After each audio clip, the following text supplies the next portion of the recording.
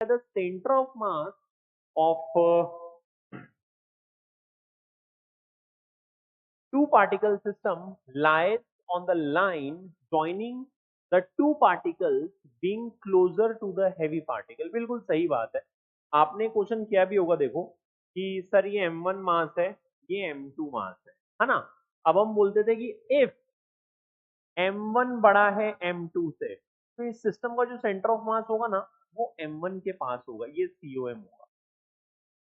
याद है, अगर m2 बड़ा है तो सेंटर ऑफ मास m2 के पास होगा, अगर दोनों बराबर हैं तो सेंटर ऑफ मास बिल्कुल सेंटर में होगा।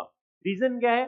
Product of mass of particle and its distance from centre of mass is numerically equal to product of mass of other particle and distance from the centre of mass. बिल्कुल सही बात है, reason भी सही है। पहले आंसर लगा देते हैं। The answer will be A. Assertion सही है, रीजन उसका करेक्ट एक्सप्लेनेशन में ही है। अब समझते हैं क्या। मान लो ये सेंटर ऑफ मास ना m1 से x1 दूरी पे था और m2 से x2 दूरी पर था, तो होता क्या है, तो m1 x1 होता है ना, ये बराबर होता है m2 x2।